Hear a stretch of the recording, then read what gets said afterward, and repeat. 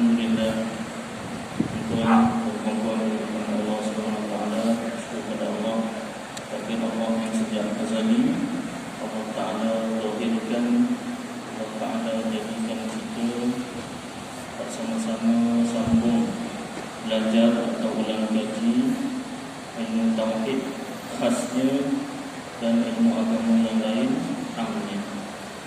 Setelah kurang 3 bulan kita bercuti.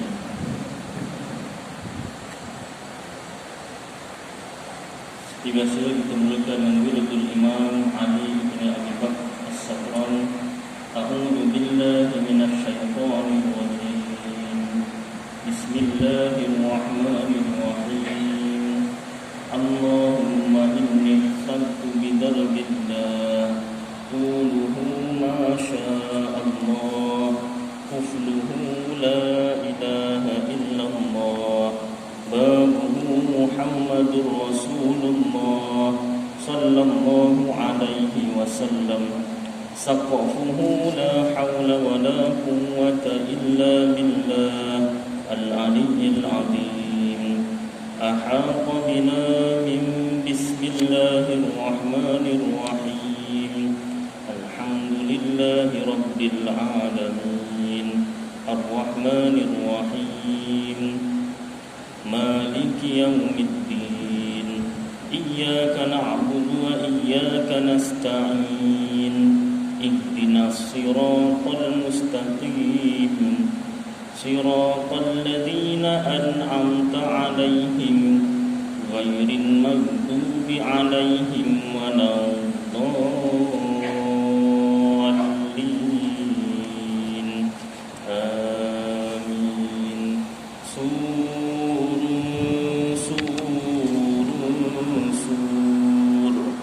Allahu la ilaha illa huwal hayyul qayyum la ta'khudhuhu sinatun wa la nawm lahu ma fis samawati wa ma fil ardh man dhal ladzi yashfa'u 'indahu illa bi idhnihi ya'lamu ma bayna aydihim wa ma khalfahum wa la yuhituna bi shay'in min 'ilmihi illa bima syaa wasi'a kursiyyuhu as-samawati wal ardh wa la ya'uduhu hifdhuhuma wa huwal 'aliyyul 'azim. Binastadarat kama istadaratil malaikatu bi madinatir rasul bila khandakin wala sur min kulli qadarin maqdur wa hadarin mahdur wa min jami'i syurur tatarwasna billah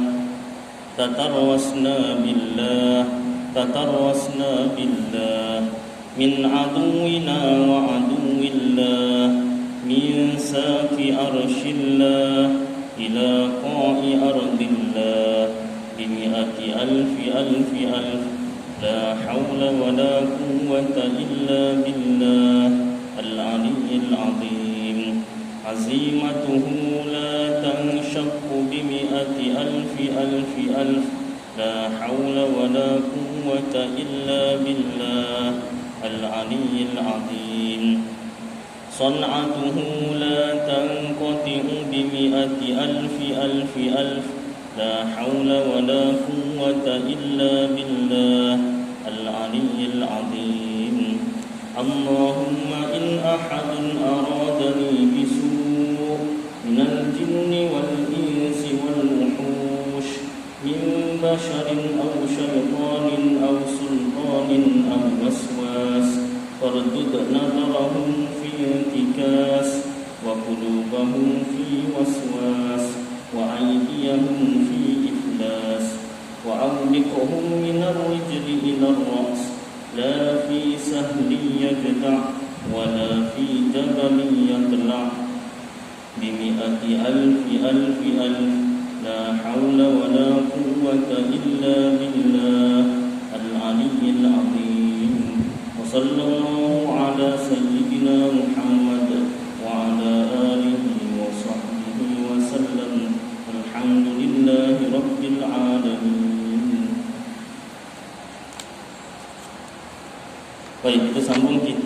Fadilatul Faraid fi Ilmi Al-Aqaid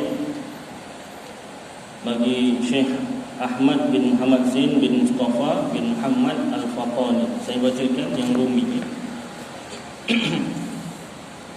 Yang lepas, 3 bulan lepas kita dah membaca tentang sifat wahdaniyah, esanya Allah Ta'ala. Cara mengesakan Allah Ta'ala iaitu pada 3 perkara. Kalau tidak mengesakan Allah Ta'ala pada 3 perkara, nescaya kata ulama tauhid tak sah kita mengesakan Allah Ta'ala. Yang pertama, esa Allah Ta'ala Maha Tunggal Maha Satu Allah pada zatnya. Yang kedua, esa Allah Ta'ala Maha Tunggal Maha Satunya Allah Ta'ala pada sifatnya. Dan yang ketiga, esa Allah Ta'ala Maha Satu Maha Tunggal Allah Ta'ala pada perbuatannya, ataupun bahasa Arab af'alnya. Baik, saya tak hurai lanjut. Kita masuk pada bab seterusnya, iaitu sifat kudrat. Kudratun artinya berkuasa.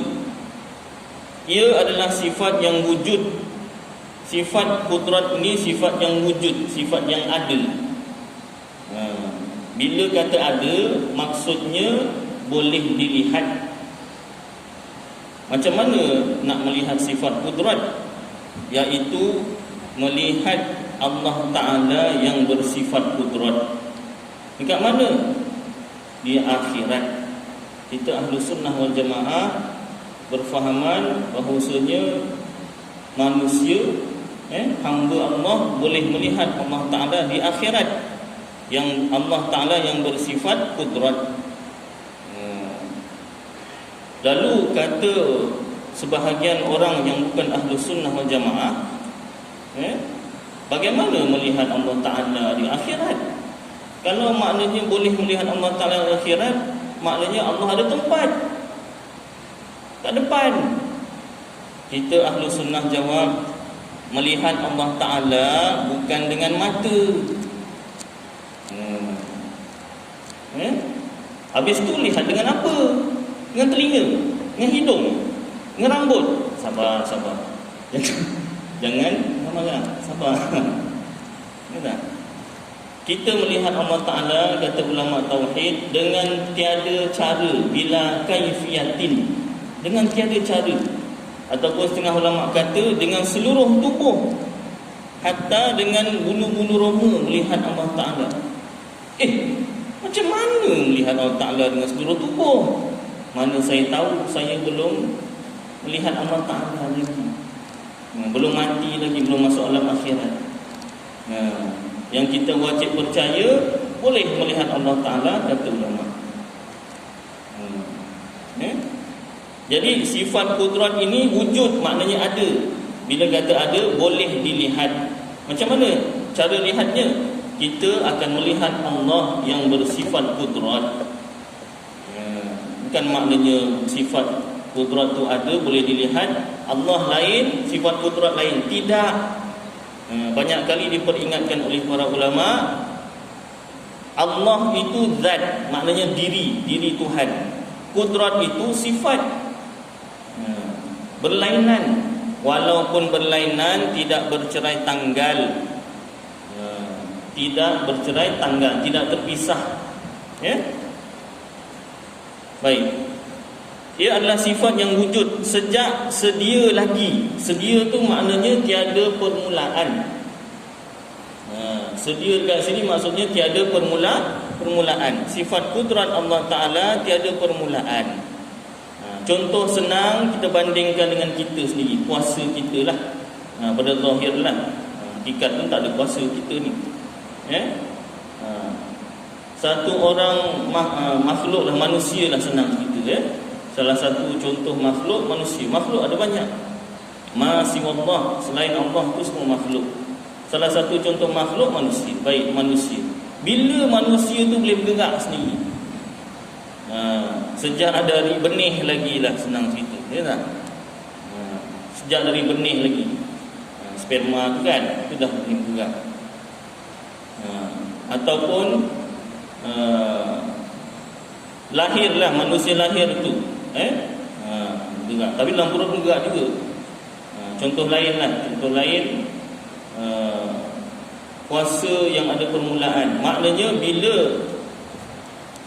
dalam perut tu, yang sperma tu kita tepikan dulu, masuk pada peringkat embrio tu kan. Embrio. Bila dah sempurna kejadian, dah ada kepala, tangan, kaki, masa tu belum ada nyawa lagi. Lalu Allah Ta'ala masukkannya nyawa. Maknanya daripada tak ada nyawa kepada adanya nyawa. Daripada tak boleh bergerak kepada boleh bergerak. Ada permulaan. Kuasa Allah Ta'ala tak ada permulaan. Macam mana tu Ustaz? Jangan difikirkan. Ulama tak suruh fikir pun macam mana Allah Ta'ala ada kuasa tak ada permulaan. Tak sampai tahap manusia untuk fikir. Hanya Allah Ta'ala saja yang tahu. Sejak sedia lagi tak ada permulaan. Yang berdiri pada zat Allah Ta'ala. Sifat kudrat ini, dia tu sifat. Dia perlukan zat, perlukan diri. Diri siapa? Allah Ta'ala. Yang dengannya dapat mengadakan tiap-tiap benda yang mungkin. Sifat kudrat ini ada tugas. Tugasnya apa? Mengadakan benda-benda yang mungkin. Apa dia benda-benda yang mungkin? Perkataan Arab, mim mati di depan mum, kaf nun mati di bawah kin, mungkin, mungkinun. Makna mungkinun itu perkara-perkara yang boleh ada dan boleh tiada. Datang orang Melayu, mungkin. Kenapa? Susah nak sebut mungkin. Jadi mungkin, M-U-N-G. Asalnya M-U-M-K-I-N, mungkin. Baik, jadi mungkin itu juga diistilahkan sebagai makhluk. Dimaknakan sebagai makhluk. Dan meniadakan makhluk atas muafakat iradah, bersamaan dengan sifat iradat Allah Ta'ala. Baik, kalau tuan-tuan ada kitab ni, dia ada nota kaki. Nota kaki dia tulis itu, katanya, kata pengarang kitab, atas muafakat iradat. Ertinya, apa maknanya? Bahawa Allah Ta'ala tiada mengadakan dan tiada meniadakan dengan kudratnya, melainkan apa yang telah ditentukannya dengan iradatnya. Allah Ta'ala jadikan segala perkara, sama ada baik atau buruk. Apa yang Allah Ta'ala jadikan itu berdasarkan apa yang telah ditakdirkan olehnya. Bukan takdirkan lain, buatnya lain. Tidak. Itu kita. Itu kita. Kita ya macam tu. Contoh masa saya belajar kemarin, hati nak isap rokok dan hil. Contoh ni contoh. Contoh lain tak ada Ustaz. Nanti saya contoh lain. Ini contoh yang saya belajar kemarin. Ustaz ni contoh isap rokok lain lah. Ini saya beritahu yang saya belajar dulu. Hati nak isap rokok dan hil. Kotak berapa tak tahulah sekarang. 17, 20 tahulah. Tapi pergi kedai, dah habis, stok habis. Pasalah beli rokok. Rokok apa? Rokok murah RM2 sekotak. Ataupun rokok daun lagi murah. Yang isap rokok tahulah. Saya rokok? Tidak. Ini contoh. Bukan mentang kata saya buat contoh rokok, saya rokok. Tidak. Habis apa? Kau isap rokok Ustaz? Nantilah lain kali. Panjang cerita ni, setengah jam ni tak boleh lebih. Ustaz ni sebut contoh rokok. Kita tahulah hukum nanti. Dia panjang ceritanya, tak boleh pendek. Setengah jam dah cukup. Baik. Jadi makhluk, contoh nak kahwin dengan yang lelaki, nak kahwin dengan perempuan yang dahinya luas, cantiklah ceritanya. Dapat dahinya tak luas. Contohlah kan, dah jodoh. Biasalah kan, nak yang macam ni, dapat yang macam ni. Terima aja. Kehendaknya lain. Contoh lain, cita-cita. Masa darjah 1 kan cikgu dah sekolah dah tanya, ni cita-cita apa? Mesti ada 3 ya. 1, guru. Wah, dia popular betul jadi guru. Yang kedua, askar. Wah, tu memang cita-cita popular tu. Guru, askar. Zaman saya lah, tuan-tuan tak tahu lah ya. Yang ketiga, doktor. Itu biasalah, memang kebanyakan orang budak darjah 1 itulah cita-citanya lah. Yang tercapai jadi cikgu berapa orang? Yang tercapai jadi askar berapa orang? Masa kecil, minat askar dah besar oi. Dengar kena tembak lah, kena bom tak jadi tukar. Jadi doktor. Berapa orang yang jadi doktor? Jadi niat tu ada, kehendak tu ada, tapi perbuatannya tak sama dengan apa yang dia nak. Itu kita makhluk Allah Ta'ala. Apa yang dibuat, apa yang dijadikan atau apa yang ditiadakan, itu sama persis, saling tak tumpah dengan apa yang ditakdirkan. Segala yang Allah Ta'ala jadikan, sama ada baik atau buruk, itu berdasarkan apa yang telah ditakdirkan.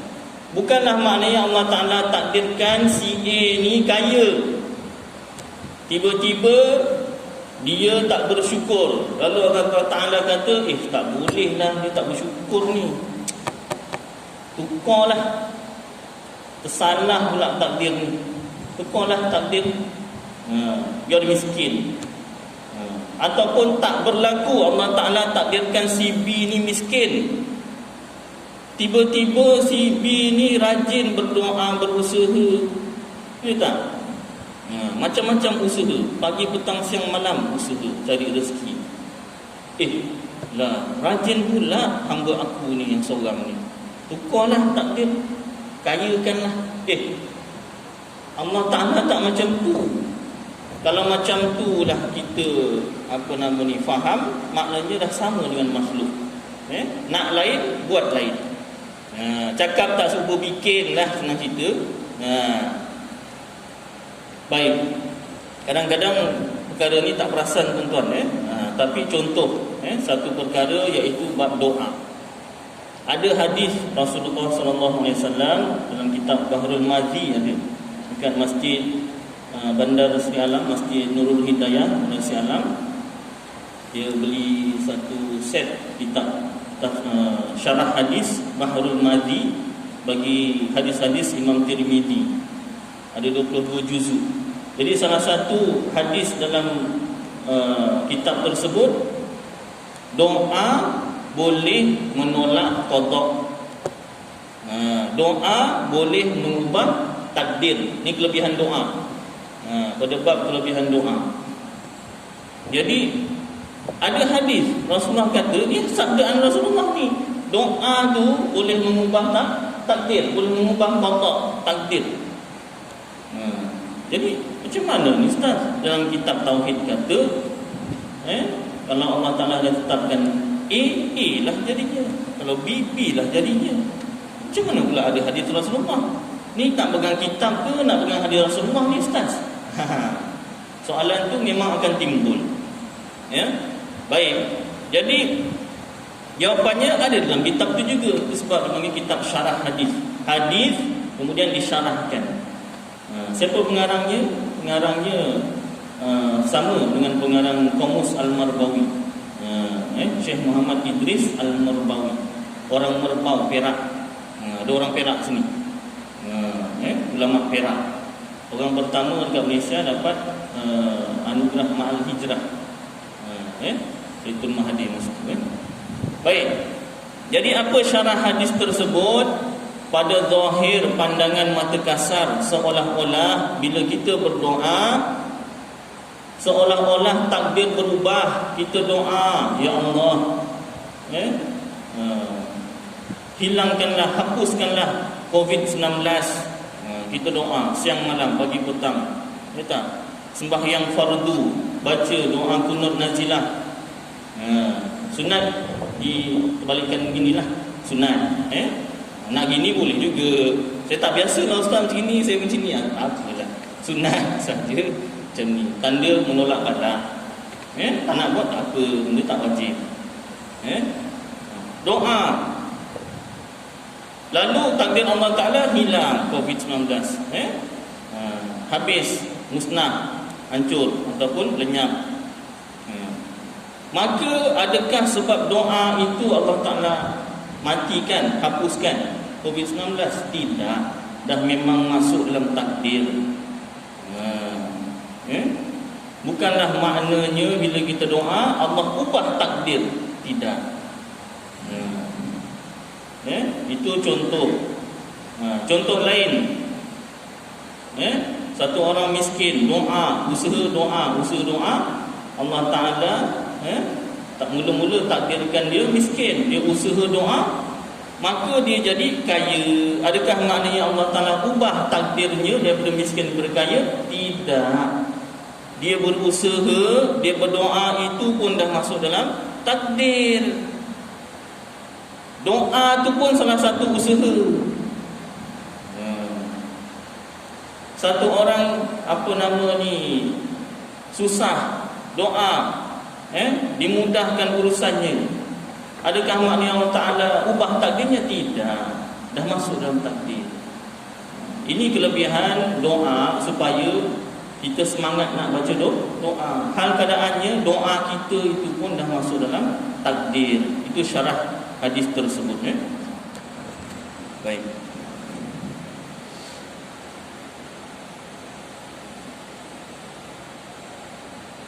Bersalahan tak sama, kita sambung kitab. Bersalahan tak sama bagi Mu'tazilah. Ini Mu'tazilah fahaman yang sesat, bukan Ahlu Sunnah wal Jamaah.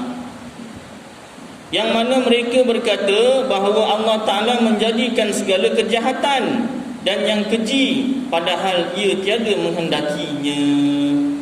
Kata fahaman Mu'tazilah yang bukan Ahlu Sunnah ni, Allah Ta'ala memang buat yang baik dan yang buruk, tapi yang baik tu Allah nak, yang buruk Allah tak nak.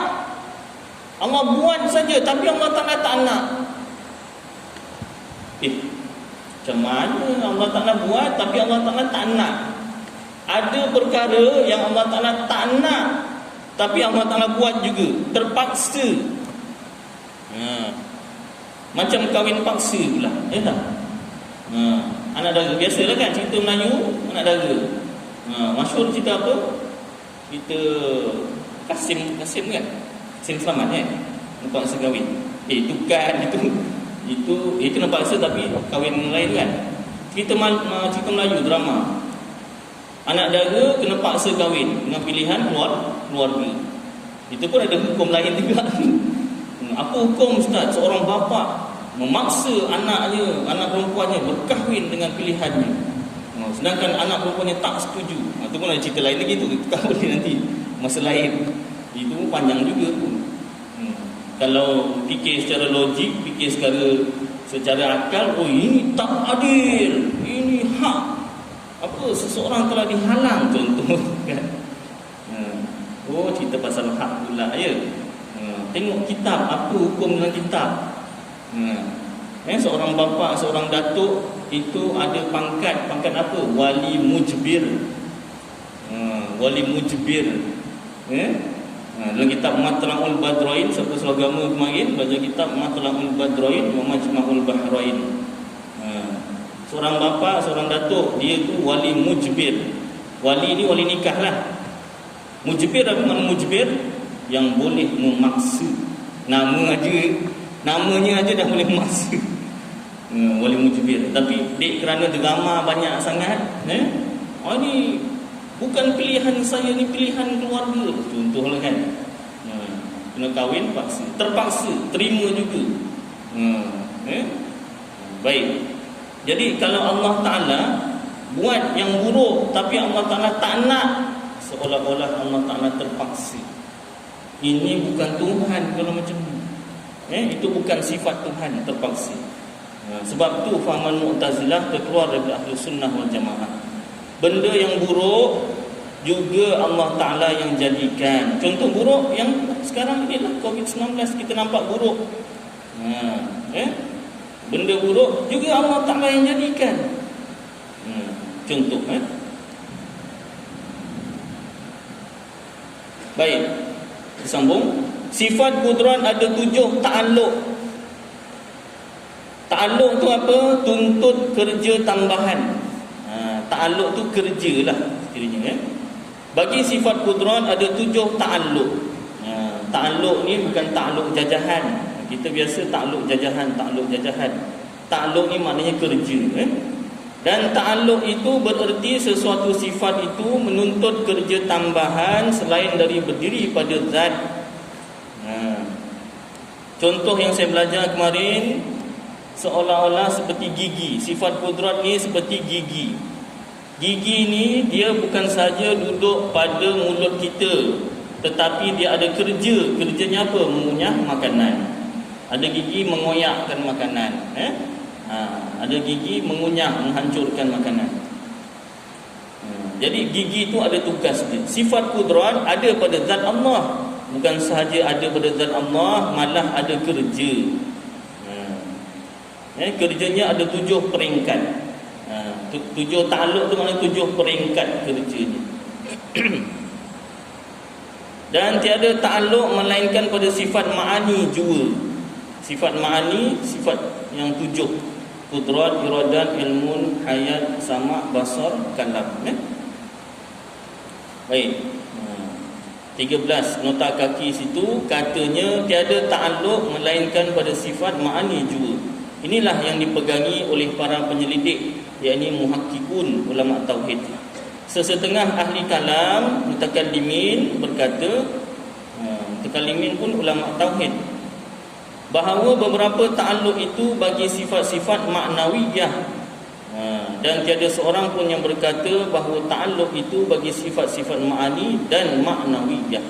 Jika tidak, nescaya berhimpun dua yang memberi bekas atas bekas yang sama, atau pasti menghasilkan yang sudah terhasil. Ulzima tahsilul hasil. Jadi setengah ulama kata sifat ma'ani, kudrat, iradat, ilmun, hayat, sama', basar, kalam ada ta'alluq, ada kerja. Setiap sifat tu ada kerja. Ada ulama kata sifat maknawiyah, kaunuhu qadiran, kaunuhu muridan, kaunuhu aliman, kaunuhu hayyan, kaunuhu basiran, kaunuhu mutakalliman, kaunuhu sami'an. Ini yang ada kerja. Tapi tak ada ulama kata dua-dua, ma'ani dan maknawiyah dua-dua ada kerja. Tak. Kenapa? Sebab kalau dua-dua ada kerja, maknanya tahsilul hasil, menghasilkan benda yang sudah ada. Sifat kudrat ada kerja, kerjanya mengadakan, mentiadakan. Habis kaunuhu qadiran, keadaannya berkuasa mengadakan, mentiadakan. Dah 2 kali bertimpa-timpa. Orang Jawa kata redundant. Itu orang putih Ustaz. Orang putih yang pandai cakap, orang Jawa tu yang pandai cakap orang putih. Redundant, bertempik-tempik. Double. Baik. Kita sambung. Dan setiap orang yang mukallaf wajib menanggung dosa pahala, tiada diwajibkan mengetahui ta'alluq ini. Kata nota kakinya situ, katanya setiap orang yang mukallaf tidak wajib mengetahui ta'alluq ini. Demikianlah yang diumumkan oleh mereka. Itulah yang zahir jika dinisbahkan kepada orang awam. Tak semua orang wajib belajar sampai tahap ta'alluq. Adapun jika dinisbahkan kepada yang lain daripada mereka, orang awam, maka tiada zahir yang demikian itu, kerana terkadang oleh kerana jahil terhadap beberapa ta'alluq ini membawa kepada iktikad bahawa Allah Ta'ala itu berkuasa mengadakan anaknya atau meniadakan dirinya atau yang lain daripada itu, daripada perkara-perkara yang membinasakan, yang tiada terhingga. Allah juga terlebih mengetahui. Asal hukum belajar bab ta'alluq ini tak wajib semua orang. Tapi kalau sampai satu tahap boleh timbul fahaman Allah Ta'ala berkuasa. Ya, Allah Ta'ala berkuasa. Kalau Allah Ta'ala berkuasa, boleh tak Allah Ta'ala jadikan dirinya ada anak? Kalau soalan macam tu boleh timbul, maka jadi wajiblah kita belajar ta'alluq. Ya tak? Habis apa jawapannya Ustaz? Kalau dah 30 minit saya ringkaskan. Kalau kita jawab Allah Ta'ala berkuasa, lalu Allah boleh jadikan anak, nescaya sudah tidak mengesakan Allah Ta'ala. Tapi kalau kita kata Allah berkuasa tapi Allah Ta'ala tak boleh jadikan anak, maknanya Allah Ta'ala tak berkuasa lah. Macam mana tak boleh nak jawab. Maka kalau macam tu wajiblah belajar ta'allum. Boleh tak? Habis jawapan yang betul macam mana Ustaz? Jawapan yang betul dah 30 minit macam mana? Saya bagi ringkas lah. Jawapan yang paling ringkas untuk soalan boleh tak Allah berkuasa? Betul tak? Betul. Boleh tak Allah Ta'ala menjadikan dirinya ada anak? Jawapannya tak boleh. Kenapa tak boleh? Kalau tak boleh maknanya tak berkuasa? Tidak. Sebab kuasa Allah jatuh pada makhluk, bukan jatuh pada diri sendiri. Kalau Allah Ta'ala berkuasa dan kuasanya jatuh pada diri sendiri, itu bukan berkuasa, itu lemah.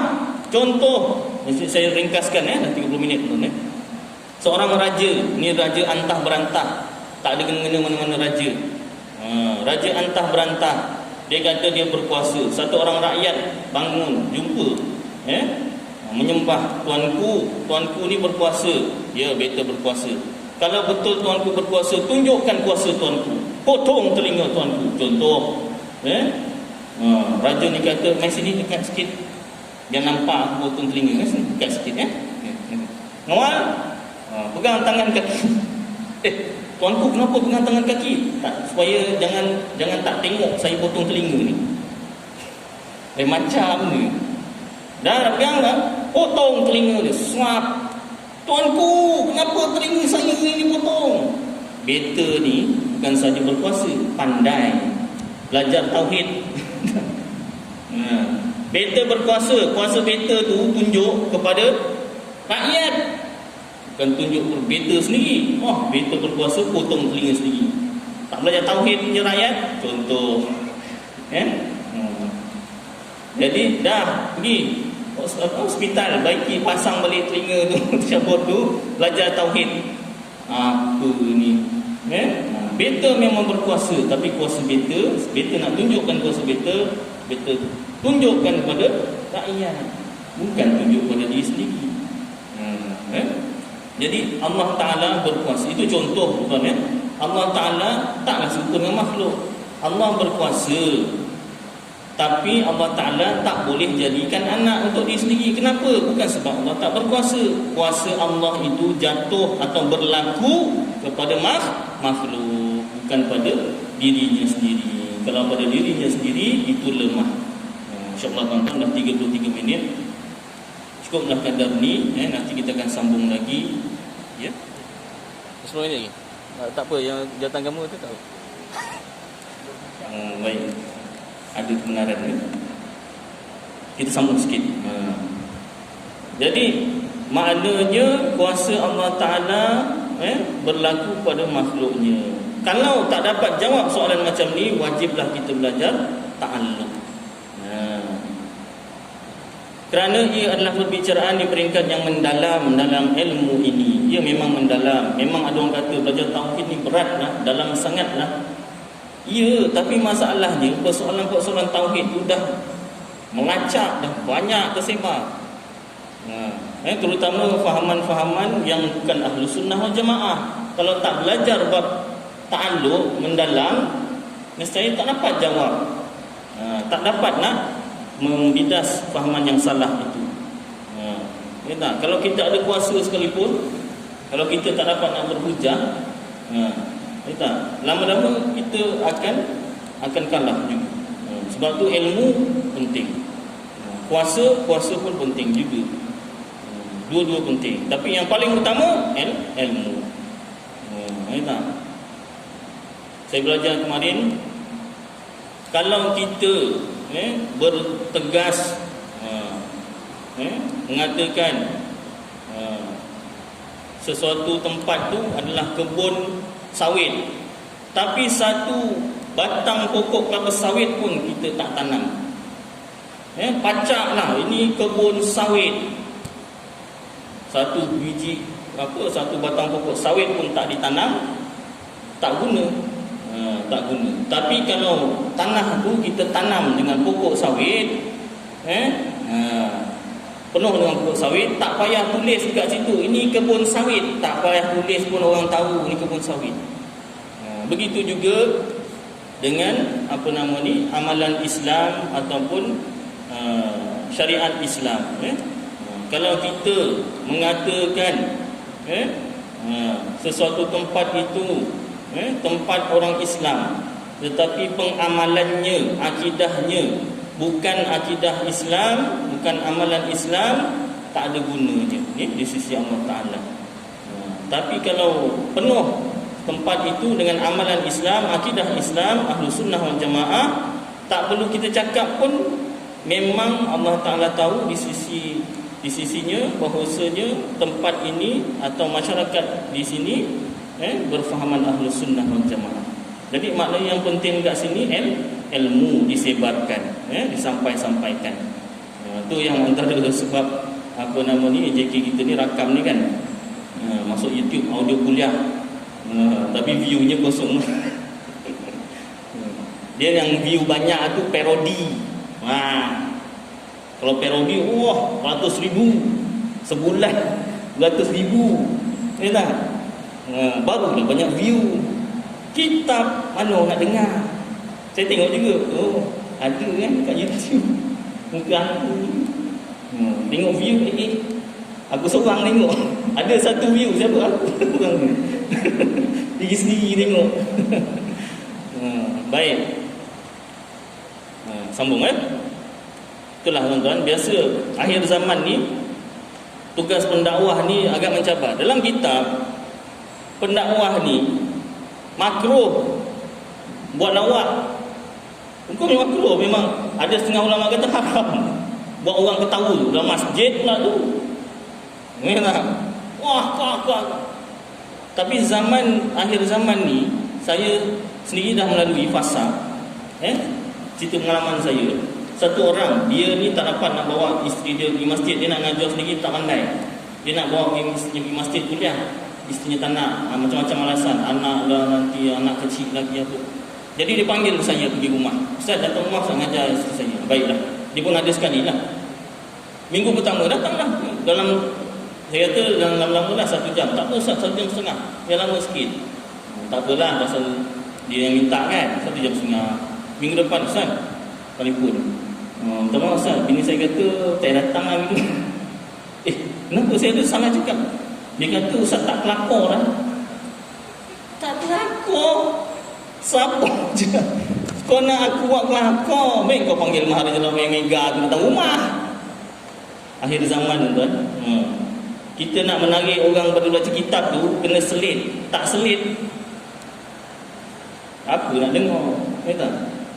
Jauh dah kata datang masjid, view tu tinggal tekan tab kuliah tauhid ke apa kan. Baik, sambung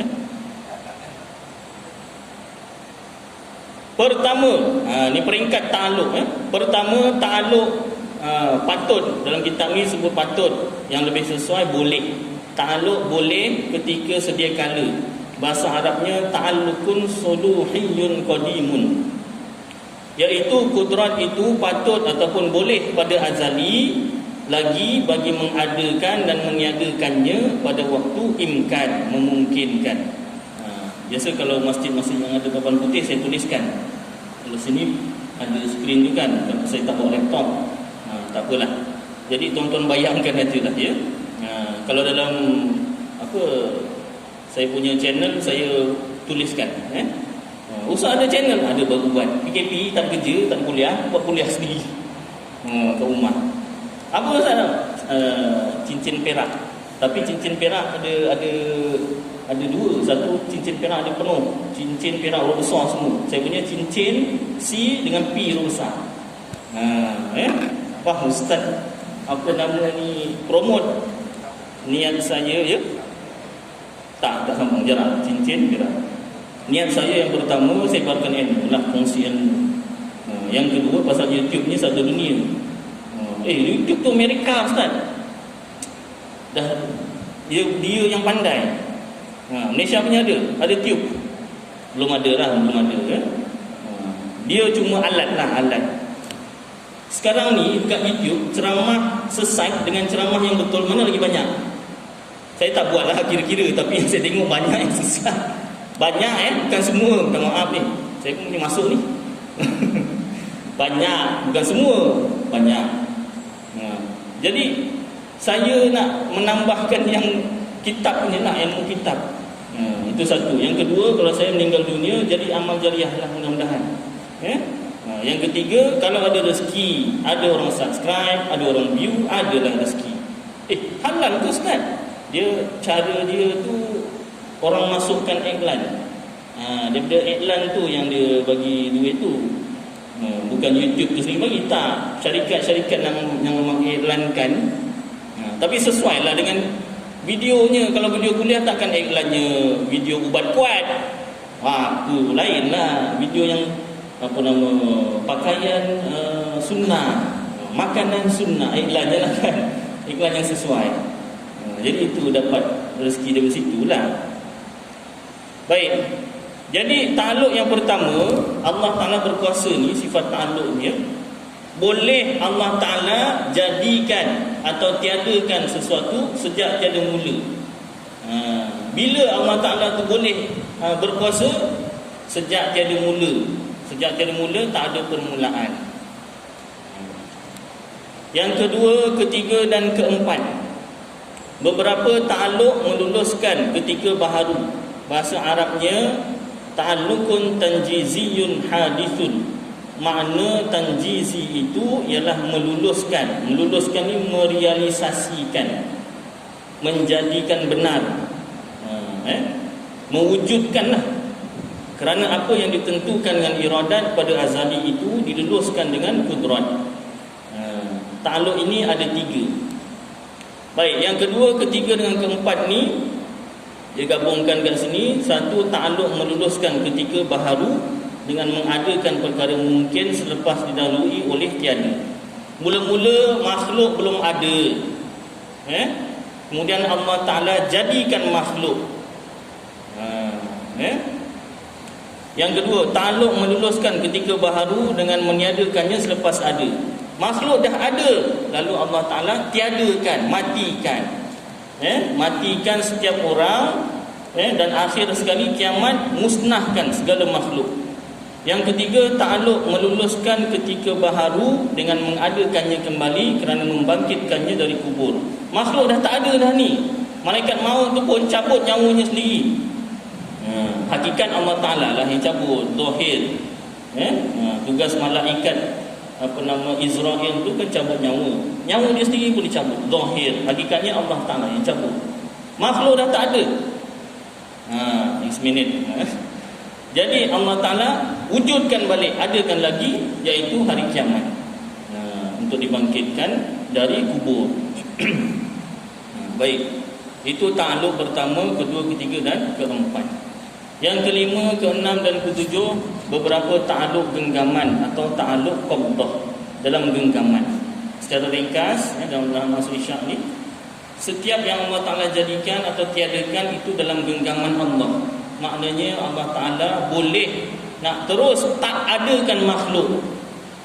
Mula-mula makhluk belum ada, Allah Ta'ala tak nak jadikan makhluk. Boleh. Dari segi boleh. Kemudian Allah Ta'ala jadikan, akhirnya Allah Ta'ala jadikan makhluk. Dari segi boleh tak Allah nak kekalkan, tak nak jadikan makhluk langsung. Boleh. Dari segi tauhid, boleh.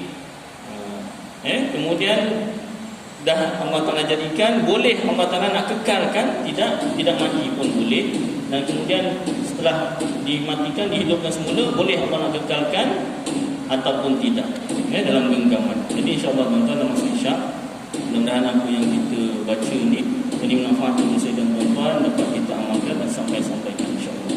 Aku qouli hadza wa astaghfirullahaladzim li wa lakum wa lisa'iril muslimina wal muslimat wal mu'minina wal mu'minat. Astaghfiruh ya fawzal mustaghfirin ya najatat taibin. Wa sallallahu tabaraka wa ta'ala ala khairi khalqi sayyidina wa maulana Muhammad wa ala alihi wa sahbihi wa baraka wa sallam. Subhana rabbika rabbil izzati amma yasifun wa salamun alal mursalin walhamdulillahi rabbil alamin. alamin.